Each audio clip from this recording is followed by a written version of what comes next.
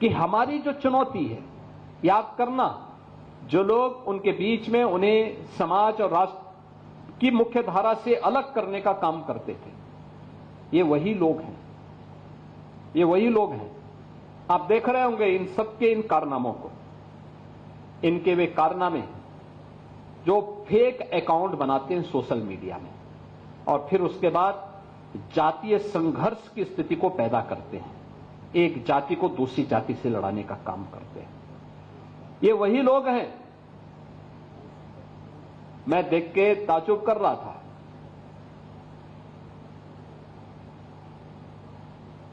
अभी 3 वर्ष पहले की एक घटना है। एक जगह एक आगजनी की घटना घटित हुई, तो मैंने कहा यार देखो, ये आगजनी की घटना दिखाती है, इसकी प्रकृति दिखाती है कि इस समुदाय ने नहीं किया होगा, पुलिस वहां कार्रवाई करे। मैंने कहा देखो कार्रवाई थोड़ा रोको, देखो मैं बताता हूं अभी। मैंने कहा उसके पूरे वीडियो फुटेज निकालो, तो आप आश्चर्य करेंगे कि आगजनी करने वाला एक व्यक्ति, वह केसरिया गमछा बांधा हुआ है, लेकिन आगजनी करते समय अचानक उसका गमछा निकला, आगजनी करते करते उसके मुंह से निकल पड़ा या अल्लाह। तो मैंने कहा देखो, किस समुदाय हिंदुओं की एक जाति को बदनाम करने के लिए किस शरारत के तहत गमछा बांध करके और पूरी व्यवस्था को अपमानित कर रहा है।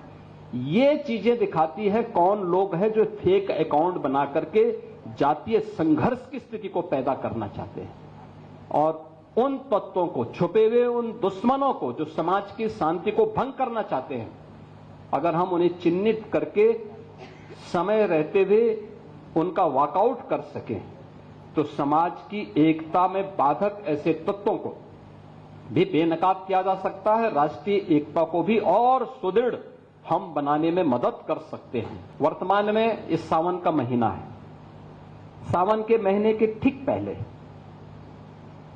इसके ठीक पहले मुहर्रम का आयोजन हुआ। हमने एक व्यवस्था बना दी कि भाई देखो, आप ताजिया की हाइट इससे ज्यादा मत करना, इससे ज्यादा करेंगे तो देखिए फिर आप मांग करेंगे कि पेड़ की टहनी काटो, किसी के घर के छज्जे को काटो, कहीं हाई टेंशन के तार को हटाओ।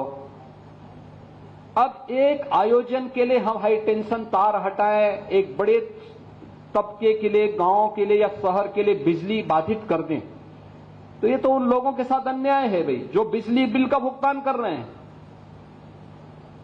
आप बिना बिल का भुगतान किए, बिना सड़क का चार्ज दिए आप अपनी यात्रा निकालना चाहते हैं और आप इसके लिए जो है चाहते हैं कि हो जाए, या किसी का घर, किसी ने मेहनत करके अपने घर को बनाया, आप उसके बर्जे को तोड़वा रहे हैं।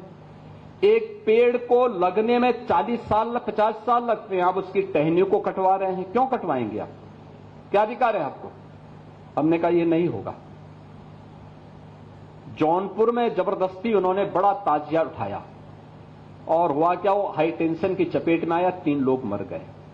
बाद में उन्होंने रास्ता जाम किया तो पुलिस ने कहा क्या करें? मैंने कहा लाठी मार करके बाहर करो इनको, क्योंकि ये लातों के भूत हैं, बातों से मानेंगे नहीं। जब हमने कहा था कि हाई टेंशन तार की चपेट में आ सकते हो, इससे ऊंचा मत करना, अपने इन्होंने किया है, आप कार्रवाई कर दो इनके खिलाफ। देखिए, एक भी जगह सोशल मीडिया में किसी ने विरोध नहीं किया, कोई ने विरोध किया।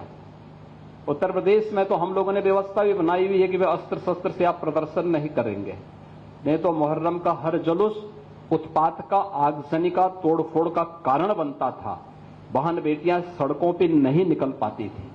कावड़ यात्रा चल रही है, समाज का सबसे यानी श्रमिक वर्ग से लेकर के उच्च वर्ग तक हर व्यक्ति इस अभियान के साथ जुड़ा हुआ। एकता का अद्भुत संगम, कोई भेदभाव नहीं, न जाति का भेद है, न क्षेत्र का भेद है, न वर्ग का भेद है, न मत का भेद है, न संप्रदाय का भेद है।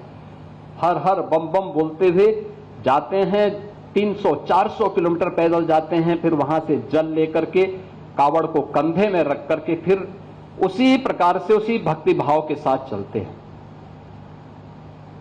लेकिन मीडिया ट्रायल होता है, बदनाम किया जाता है, खूब उसके बारे में लिखा जाता है, उन्हें उपद्रवी और आतंकवादी तक बोलने का दुस्साहस होता है।